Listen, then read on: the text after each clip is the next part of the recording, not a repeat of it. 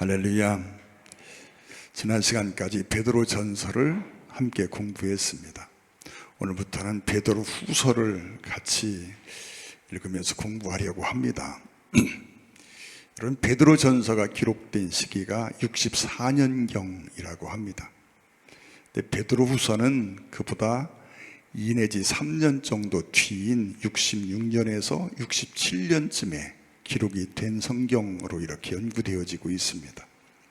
67년은 로마의 대화재가 발생했고 기독교 박해가 극에 달했던 시기입니다. 여러분, 처음 베드로 전서를 기록할 때보다 베드로 후서를 기록할 때는 외적인 환난도 더 커졌습니다.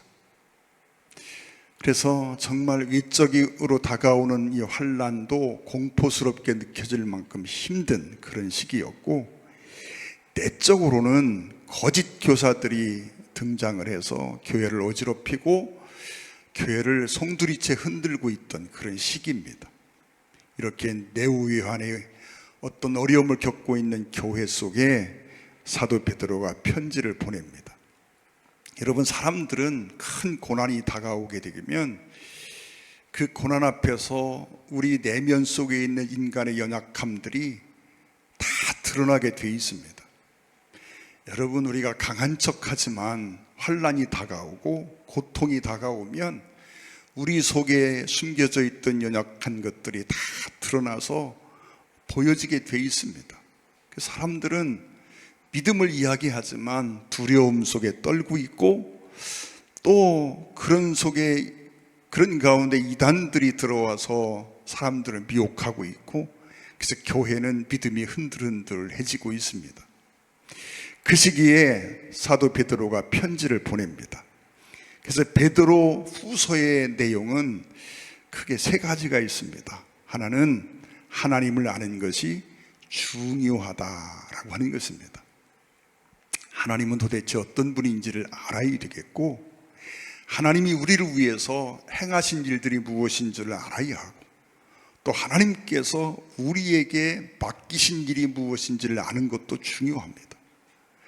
하나님을 아는 것이 얼마나 중요한지를 강조하고 있습니다. 또한 이 베드로후서에는 하나님이 예비하신 영원한 천국에 대한 소망에 대해서 말하고 있습니다. 베드로 전서에서 성도의 정체성을 말하는 가장 중요한 단어는 나그네라고 하는 단어였습니다.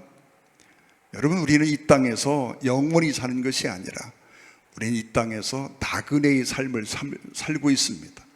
잠깐 머물다 가는 곳이라고 하는 거지요. 내가 영원히 살 본향이 있다는 것을 이야기합니다.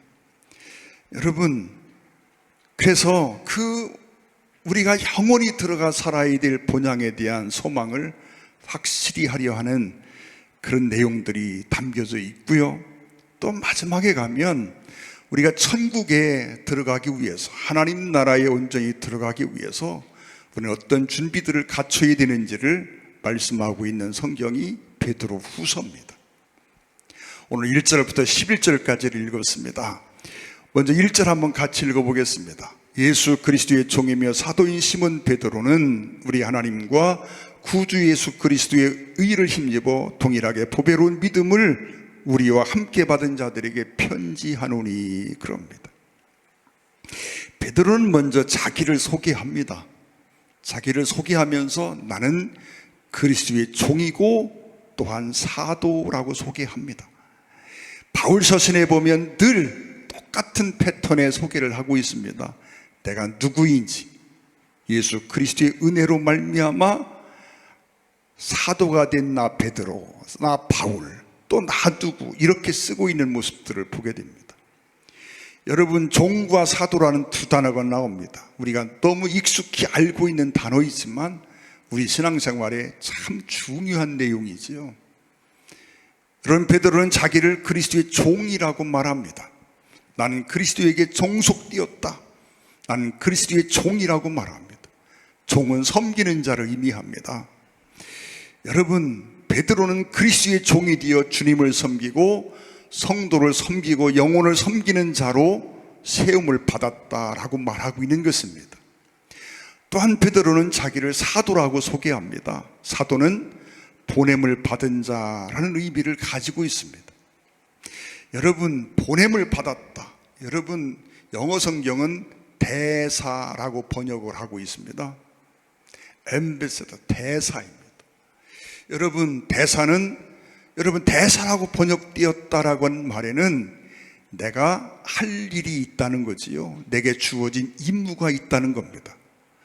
여러분, 대한민국 정부에서 대통령이 미국이나 중국이나 일본에 대사를 파송합니다. 거기 가서 잘 먹고 놀다 오라고 보내는 게 아니잖아요. 무엇인가 중요한 임무를 맡깁니다. 할 일이 있다는 겁니다. 맡은 바 임무가 있다는 거지요. 여러분, 베드로는 그렇게 고백하고 있습니다. 나는 그리스도의 종이고 대사다. 나는 섬기는 자로 부름을 받았고 또한 이 임무를 띠고 보냄을 받은 자다라고 말합니다. 여러분, 우리는 다 그리스도의 대사입니다. 여러분, 만인사도라는 말을 써도 별로 무리가 없다 생각합니다. 우리는 이 의식이 있어야 합니다. 나는 그리스도의 종이라는 의식이 있어야 되고, 나는 그리스도의 종으로서 섬기는 자로서 하나님이 임무를 부여하여 이 자리에 보냈다라고 하는 믿음이 있어야 합니다. 내가 삼성에 근무하든 LG에 근무하든 현대에 근무를 하든 내가 무슨 일을 하고 있든 자영업을 하고 있든 하나님께서 특별한 임무를 내게 부여하시고 나를 이 자리에 보내셨다라고 하는 믿음을 가지고 살아야 합니다. 그래서 하나님이 나를 특별한 임무를 주시고 이 자리에 보내셨다면 거기서 나는 하나님의 일을 할 수 있어야 합니다. 여러분, 그저 직장이 먹고 살기 위한 수단으로만 여겨진다면 그만두어야 합니다. 여러분, 하나님은 우리에게 특별한 목적을 주고 내게 이 직장을 허락하셨고 나를 여기 파송하셨다라고 믿어야 합니다. 여러분, 제가 어느 날 강단에서 기도를 하고 있는데 치원이가 왔습니다. 저를 찾아왔습니다. 기도 중에 저에게 오는 경우가 없거든요. 왔어요. 그리고 제 앞에서 무릎을 꿇습니다. 아니, 세상에 아들이 제 앞에서 무릎을 꿇는 경우를 내가 처음 봤거든요. 그래서 왜 그래 하고 물었더니 아빠, 나는 신학교가 아니라 교육대학을 가고 싶다라고 얘기합니다. 그래서 제가 물어봤습니다. 내가 너보고 신학교 가라고 하는 말을 한 번이라도 해본 적이 있니? 그랬더니 아니, 말씀은 하지 않으셨지만 그래도 아빠 마음속에는 내가 신학교를 가고 싶은 소망이 있을 것 아닙니까? 알기는 제대로 합니다. 그래서 제가 대화를 나누면서 그래, 교사가 되는 것도 나쁜 게 아니지. 어쩌면 목사가 되어 목회하는 것보다 하나님의 일을 더 많이 할 수 있는 자리일 수 있을 것 같다. 그 의식만 있으면 돼 라고 답을 해줬던 기억이 납니다. 여러분, 내가 어디에 있든지 이걸 잃어버리면 안 됩니다. 하나님이 왜 나를 이 자리에 보내셨는지, 무엇을 하라고 이 자리에 보내셨는지, 어떤 뜻이 있어서 나를 여기에 보내셨는지, 여러분, 우리는 그 의식을 가지고 살아가야 합니다. 내가 어디에서 어떤 모양으로 살고 있든 우리는 그 자리에서 하나님이 나를 여기 보내신 뜻을 찾아야 되고, 그래서 그 하나님의 뜻에 부응하는 삶을 살아야만 합니다. 이게 성도의 삶이어야 합니다. 그래서 베드로가 지금 고백합니다. 나는 그리스도의 종이고 동시에 그리스도로부터 보냄을 받은 자다. 특별한 사명, 임무, 할 일을 부여받고 내가 여기 파송되어 왔다라고 고백하고 있는 것입니다. 여러분, 우리가 살아가면서 종이라고 하는 이 말을 자주 듣습니다. 우리는 주님을 부를 때 주여라고 부릅니다. 여러분, 성도가 입에 달고 사는 말 중에 하나가 주여입니다. 손가락에 가시만 찔려도 주여 하고요. 뜨거운 물 한 방울만 튀어도 어느새 주여라는 말이 튀어나옵니다. 세상 사람들은 어머나 엄마 하고 부르는 말이 그리스도인은 바뀌었습니다. 주여라고 부릅니다. 뭐가 가다가 고양이 한 마리만 갑자기 튀어나와도 입에서 나오는 말이 뭡니까? 주여라는 말이 튀어나오지 않습니까? 아이쿠 주여. 아이쿠가 왜 붙는지는 모르겠습니다. 이게 입에 붙어있는 말입니다. 주여라는 말의 반대는 종이라는 말입니다. 여러분, 우리는 내가 예수님을 주라고 부르는 그 이면에 나는 그리스도의 종이라고 하는 신앙 고백이 포함되어 있습니다. 여러분, 나는 그리스도의 종이라고 하는 이 의식은 너무너무 중요합니다. 여러분, 한번 여러분의 삶을 살펴보십시오. 종처럼 살아가고 있습니까? 주인 노릇하고 있습니까? 주님과 나와의 관계 속에서 주님을 종처럼 부려먹는 삶을 사십니까? 아니면 내가 정말 그리스도의 종이 되어 주인의 말에 순종하고 복종하는 삶을 살아가고 있을까요? 여러분, 지금 베드로가 나는 그리스도의 종이라고 하는 고백, 여러분, 이건 그냥 하는 고백이 아닙니다. 그리스도가 나의 주인 되신다고 하는 고백이고, 이 고백의 의미가 무엇인지 우리는 너무 잘 압니다. 그런데 실제의 삶에서는 종처럼 살지 않고 주인 노릇하고 뛰어넘어서 왕 노릇하는 삶을 살고 있습니다. 내가 주인이 되어 내가 왕이 되어 삽니다. 여러분, 우리는 이 베드로의 신앙 고백 같은 이 표현 속에서, 자기 인식 속에서 우리 모습을 한번 볼 수 있기를 원합니다. 2절 말씀 한번 같이 보겠습니다.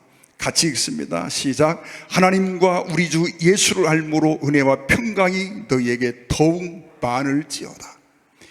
여러분, 하나님을 아는 것, 예수님을 아는 것, 이건 너무 중요합니다. 여러분, 우리는 예수님을 잘 알고 있다고 생각합니다. 여러분, 지식적으로 아는 것과 성경에서 말하는 암과는 차이가 있다고 하는 걸 우리가 알고 있습니다. 여러분, 정말 주님을 얼마만큼 알고 있습니까? 여러분, 정말 주님을 제대로 알고 있다고 생각하십니까? 여러분, 제가 우리 집사람을 잘 알고 있다고 생각해서 결혼했습니다. 근데 그건 착각입니다. 살다 보니까요, 새로운 게 얼마나 많은지 모릅니다. 지금까지도 발견되지 않은 것들이 있다고 하는 걸 저는 잘 압니다. 여러분, 살면서 가장 부부간의 불만이 뭔지 아십니까? 저 사람이 나를 몰라준다는 겁니다. 그 얘기는 무슨 얘기입니까? 나를 잘 모른다는 얘기 아닙니까? 여러분, 우리가 주님을 아는 것 같은데 모르는 게 얼마나 많은지 아십니까? 우리가 주님을 알기 위해서 날마다 하나님의 말씀을 묵상합니다. 여러분, 말씀을 묵상하지 않고 하나님을 알 길이 없습니다. 네, 여러분, 말씀을 통해서 하나님이 어떤 분인지, 하나님이 누구인지를 깨닫습니다. 그것이 삶의 전부일까요? 우리는 삶을 통해서 내가 알게 된 하나님을 체험해야 합니다. 그리고 그 체험을 통해서 비로소 우리는 주님을 안다라고 말할 수 있습니다. 어떤 사람이 코스모스를 연구합니다. 코스모스가 어떻게 생겼고, 코스모스에는 어떤 향이 나고, 코스모스는 언제 피고 어떻게 심어야 하고, 코스모스로 박사가 되었습니다. 그러나 여러분, 가을날 코스모스가 정말 잔뜩 피어있는 오솔길을 걸으면서 그 아름다움을 느끼고 누리고, 여러분, 이것과는 다른 것입니다. 여러분, 우리는 주님을 지식적으로 하는 것에서 더 나아가서 체험을 통해서 깨달아야 합니다. 주님과 함께 사는 삶을 통해서 주님을 알아야 합니다. 그때에 우리에게 주어지는 것이 은혜와 평강이라는 것입니다. 하나님을 아는 것으로, 하나님을 체험함을 통해서 우리에게 주어지는 하나님의 복이 있습니다. 그것이 은혜이고 평강이라고 말합니다. 그래서 오늘 본문에 그렇게 말합니다. 예수를 알므로 은혜와 평강이 너희에게 더욱 많을지어다. 은혜 받은 결과가 평강입니다.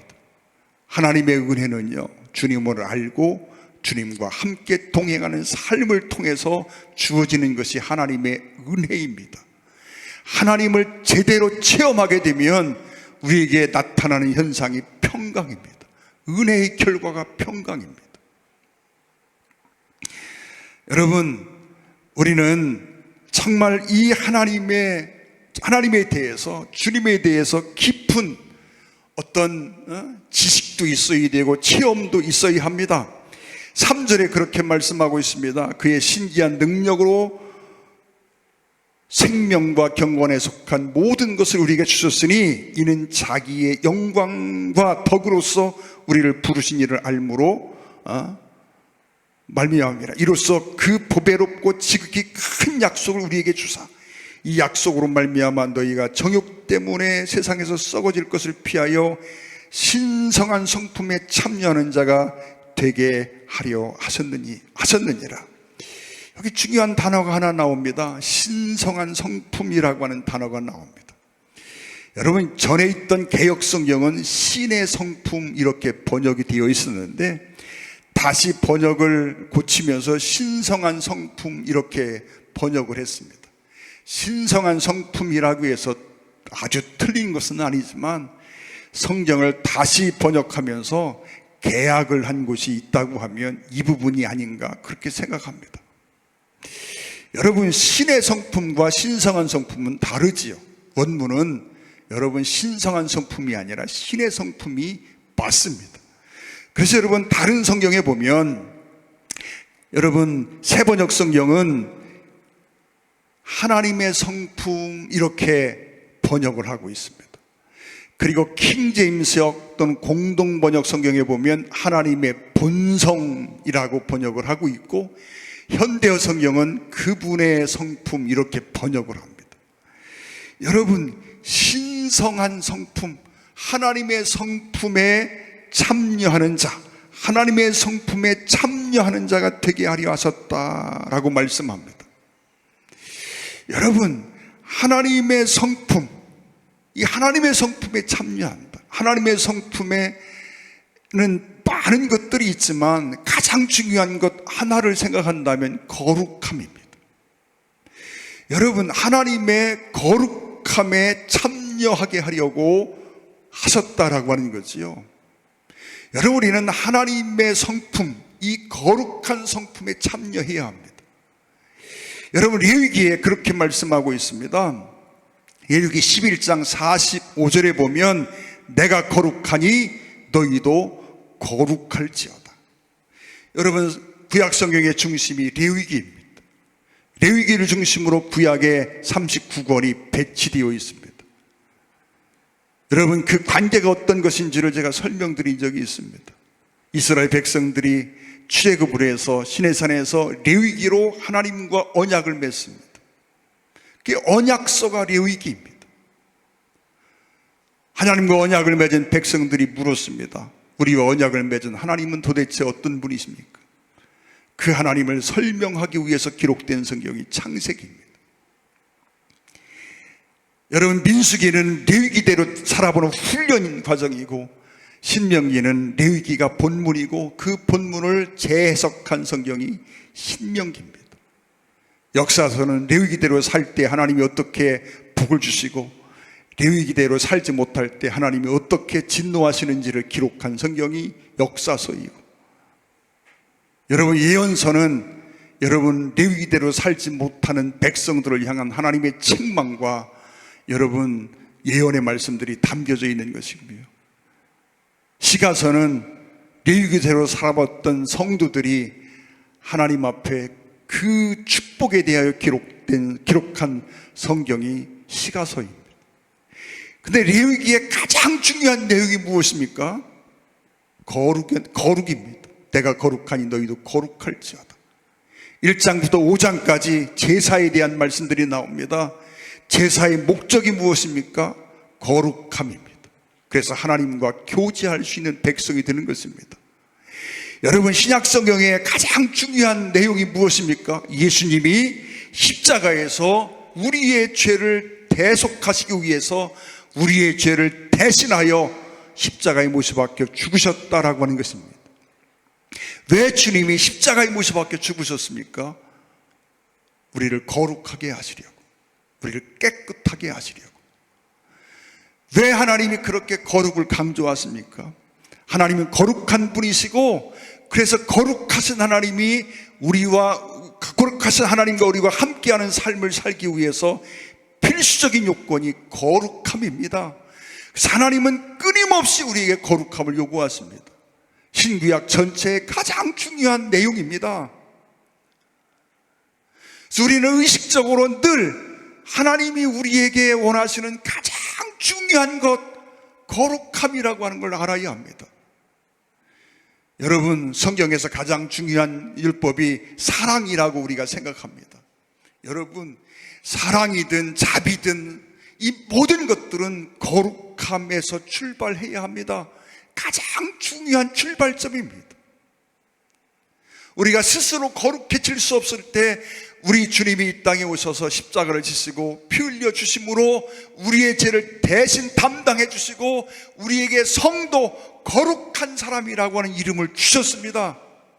그리고 거룩한 자라고 하는 이름을 주시고 우리에게 요구하십니다. 너희는 끊임없이 이 이름에 합당한 사람이 되기 위해서 힘쓰고 애쓰고 노력해야 된다라고 말씀하고 있습니다. 여러분, 5절 말씀 한번 읽어보겠습니다. 5절에 같이 한번 읽습니다. 그러므로 너희가 더욱 힘써 너희 믿음의 덕의 지식을. 여러분, 힘쓰라는 말이 나옵니다. 힘써야 한다는 말이 무엇입니까? 내가 해야 될 역할이 있다는 겁니다. 여러분, 우리가 하나님의 성품에 참여하는 자가 되기 위해서 하나님께서 내게 베푸신 은혜가 있습니다. 그건 십자가의 은혜입니다. 그런데 십자가의 은혜로 우리가 성도라고 하는 이 귀한 이름을 얻었습니다. 그러나 그럼에도 불구하고 이제부터 성도라고 하는 이름을 얻은 사람들이 힘쓰고 애써서 해야 될 일, 내가 해야 될 역할이 있다는 것입니다. 우리의 인격 속에 하나님의 말씀을 심는 작업입니다.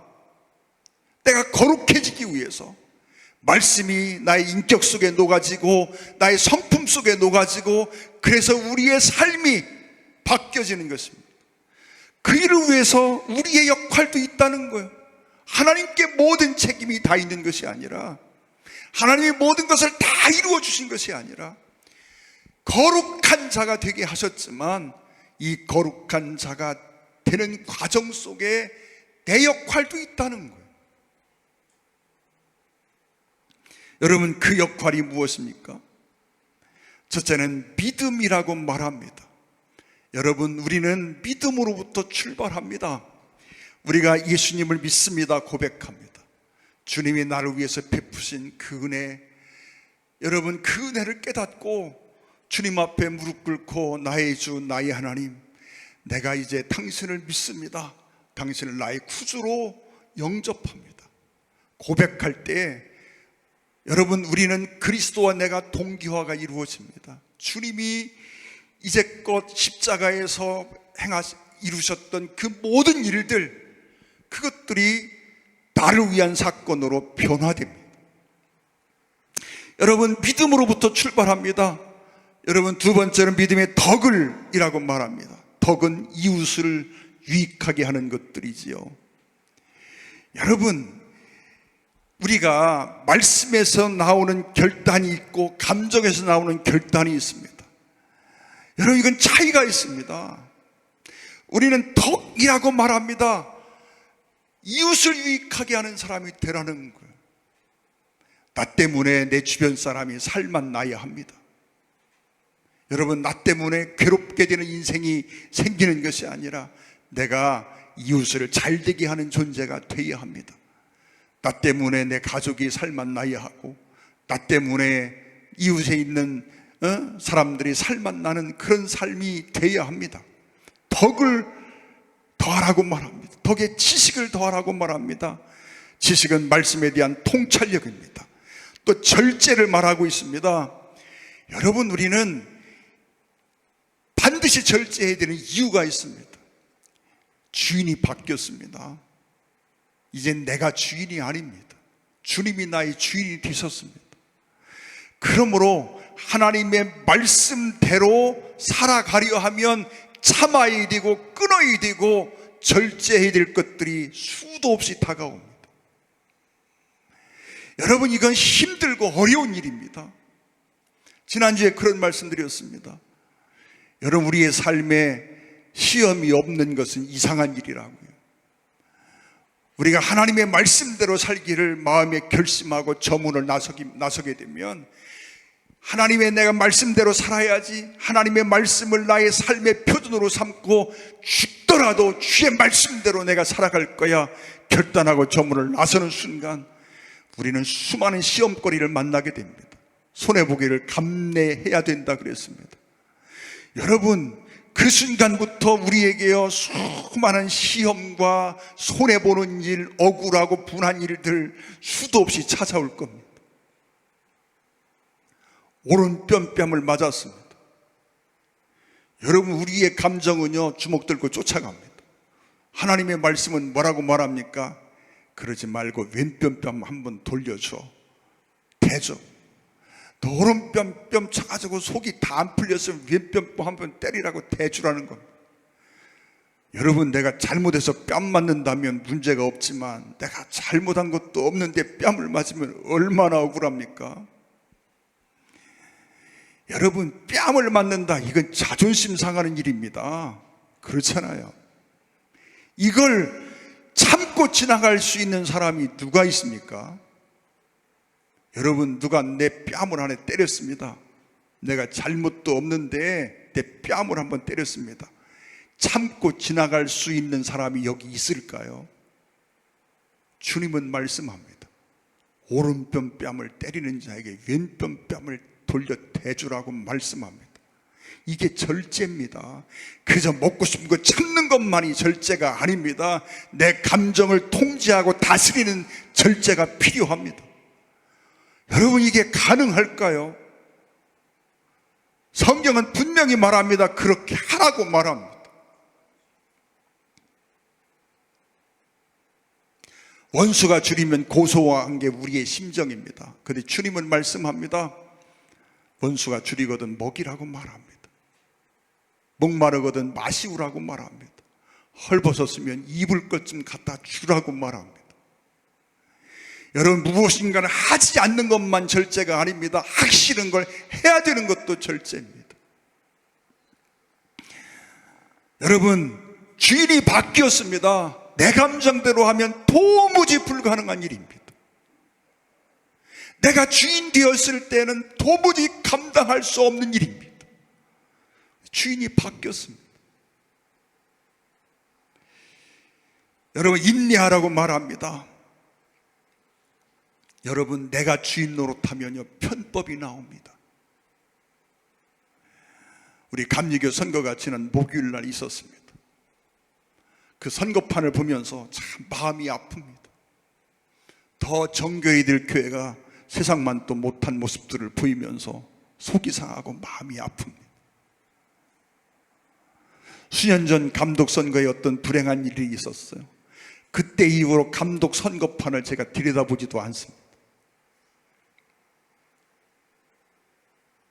여러분, 인내라고 말합니다.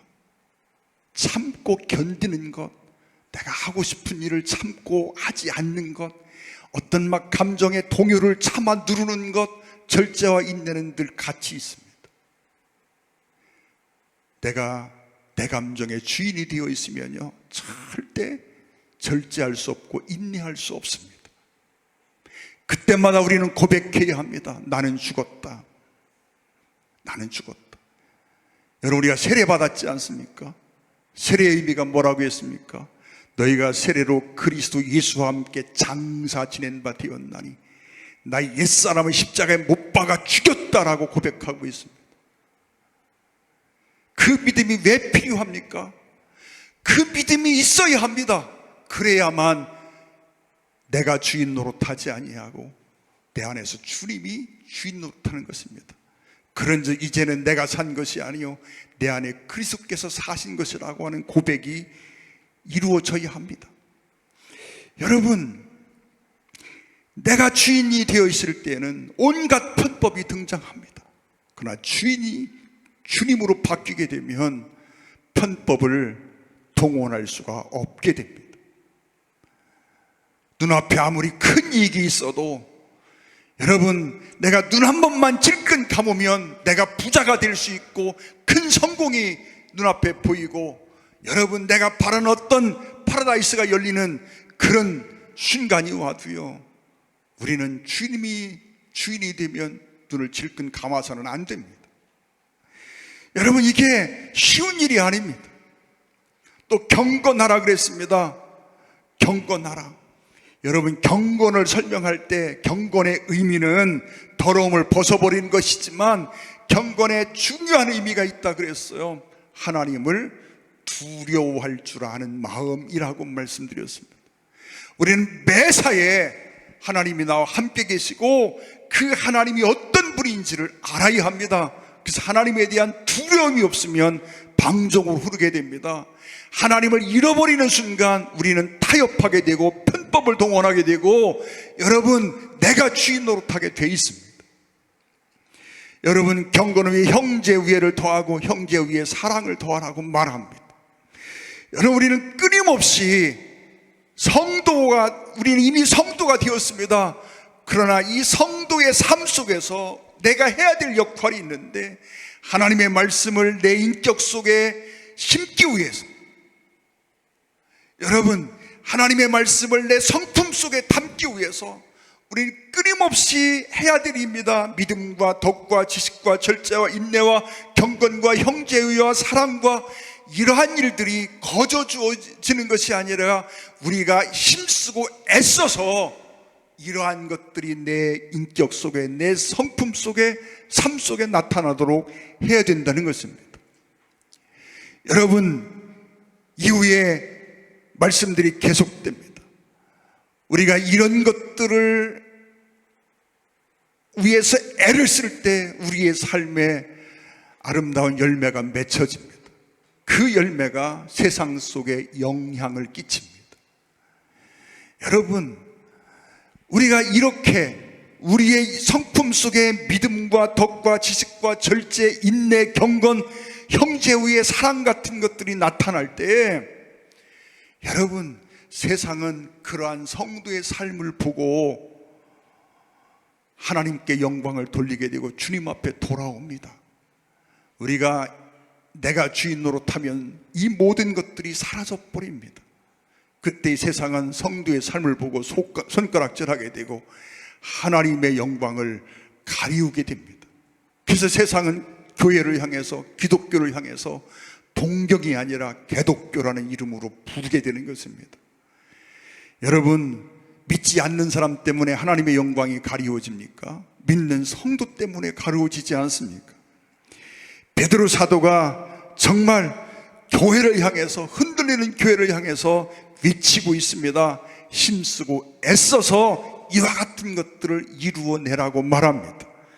저와 여러분이 날마다 정말 목숨 걸고 최선을 다하여 하나님의 말씀을 내 성품 속에 담는 작업들을 끊임없이 계속하시기를 주의 이름으로 축원을 드립니다. 기도하시겠습니다. 사랑하는 아버지 하나님, 감사합니다. 우리가 이 시간 주께 간절히 기도합니다. 우리를 구원하시고 하나님의 자녀를 삼으신 주님, 이제 하나님의 그 큰 은혜 안에서 우리가 힘쓰고 애써서 그리스도를 나의 주로 삼고 살게 하여 주옵소서. 우리의 성품 속에 하나님의 말씀을 담게 하여 주시옵소서. 그 말씀이 우리의 성품 속에 녹아지게 하여 주옵소서. 변화된 인격으로 하나님께 영광을 돌리게 하여 주시옵소서. 예수님의 이름으로 간절히 기도 올리옵나이다. 아멘. 찬양 드리겠습니다.